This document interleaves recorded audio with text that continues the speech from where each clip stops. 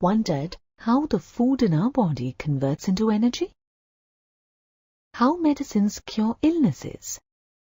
Or how fuels help in driving vehicles? Answer to all these and similar questions is a single word: chemistry. Chemistry is the branch of science that deals with the study of the composition, structure, properties of matter, and changes that matter undergoes. What is matter? Anything that has mass and occupies space is known as matter.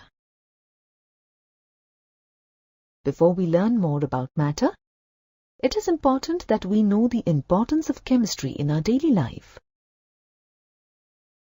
It is interlinked with other branches of science and plays an important role in our daily life.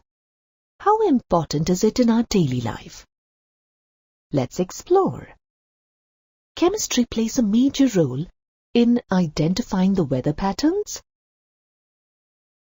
manufacturing fertilizers, alkalis, acids, salts, dyes, polymers, drugs, soaps, detergents, metals, alloys, other inorganic and organic chemicals, and new materials that contribute in a big way to the national economy.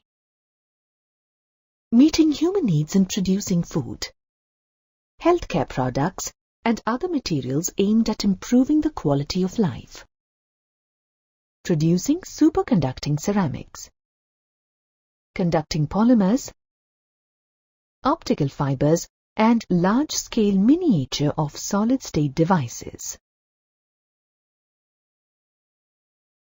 Synthesizing safer alternatives to environmentally hazardous refrigerants such as CFCs, chlorofluorocarbons, responsible for ozone depletion in the stratosphere.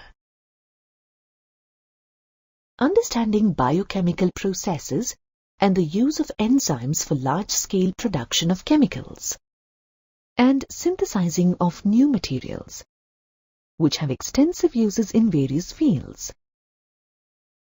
In order to understand the applications of chemistry in different fields and benefit from it, it is important that we know about matter. Based on the arrangement of the constituent particles, matter can exist in three physical states: solid, liquid, and gaseous.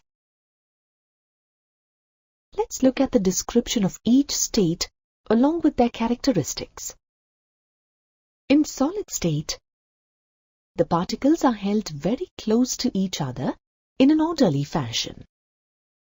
Hence, there is not much freedom of movement. They have definite volume and definite shape. In liquid state, the particles are loosely held together and can therefore move around. They have definite volume but no definite shape. They take the shape of the container in which they are placed. In gaseous state, the particles are far apart as compared to those present in liquid state. Therefore, their movement is easy and fast. They have neither definitive volume nor definite shape, and they occupy the available space of the container in which they are placed. The three states of matter are interconvertible by changing the conditions of pressure or temperature. For example, on heating, a solid changes to liquid. Liquid, on further heating, changes to gaseous state at normal atmospheric pressure. Similarly, in the reverse process, gas on cooling changes to liquid, and on further cooling, liquid changes to solid. Matter can be classified as pure substances and mixtures based on the chemical composition.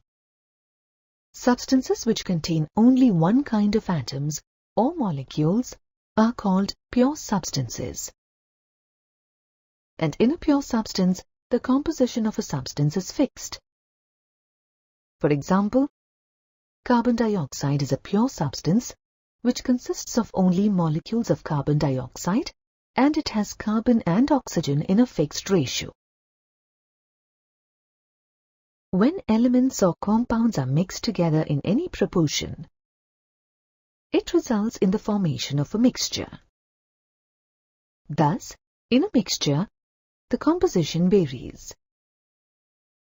For example, seawater comprises of dissolved salts and water.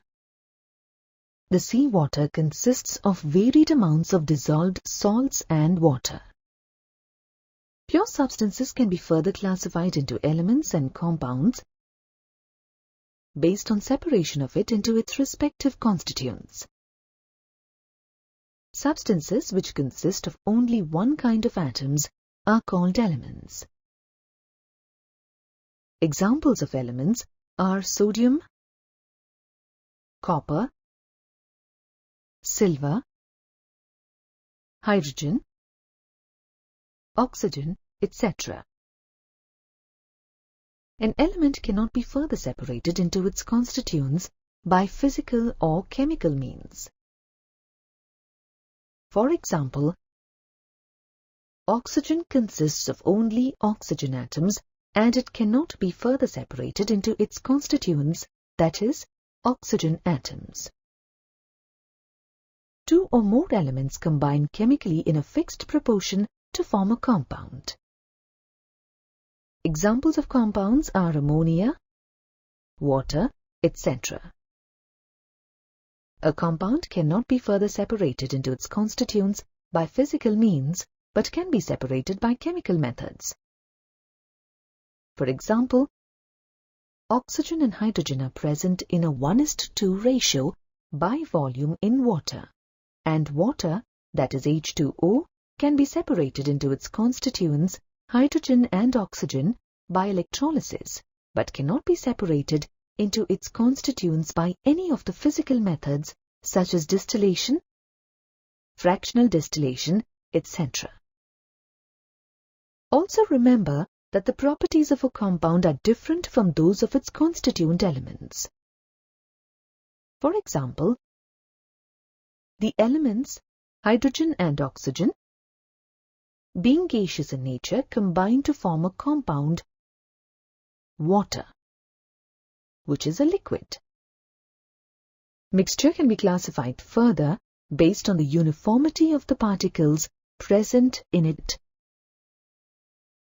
If the particles are distributed uniformly throughout the solution, then it is a homogeneous mixture. For example, sugar solution is a homogeneous mixture because sugar particles get distributed uniformly throughout the solution. If the particles are not distributed uniformly throughout the solution, then it is a heterogeneous mixture. For example, sand dissolved in water is a heterogeneous mixture because sand particles are not uniformly distributed throughout the solution. A mixture can be separated into its constituents by physical methods. For example, a mixture consisting of iron filings and sulfur powder can be separated by using a magnet, that is, by magnetic separation. As we learnt, matter is anything that has mass and occupies space. Every substance is made of matter and has unique properties. We can classify properties as physical and chemical properties. Let's learn about them. We have with us a rubber ball. Let's see how we can describe it. By looking at and feeling the ball, we can see that the ball is a solid. It is round and yellow in color. It smells like rubber and it bounces. Now, let's observe this block of sulfur. We can say that sulfur is a yellow solid crystal and has a strong odor. What we saw are the physical properties of a rubber ball and sulfur. These properties can be easily seen or felt. Thus, we can say that physical properties are those properties that can be measured or observed without changing the identity or the composition of the substance. Color, length, mass, area, texture, elasticity, odor, melting point, and boiling point are examples of physical properties. Physical properties help us describe a substance. However, the description is not sufficient to identify a substance. For example, saying that sulfur is something that is yellow and solid and has a strong odor is not enough, because there can be many solids that may have the same properties, including our yellow rubber ball. Hence, it is necessary to also know the chemical properties of a substance to identify it correctly. The chemical properties of a substance can be observed when a substance undergoes a chemical change. Flammability, reactivity to an acid, and reactivity to water are examples of chemical properties. For example, if we burn sulfur, it produces a blue clear flame. Thus, the blue clear flame is a result of chemical property. When performing a chemical experiment, scientists study the properties of substances. This involves measuring the quantitative properties of a substance. A quantitative measurement comprises a numerical value and a unit. For example, this block of sulfur weighs 200 grams. Here, 200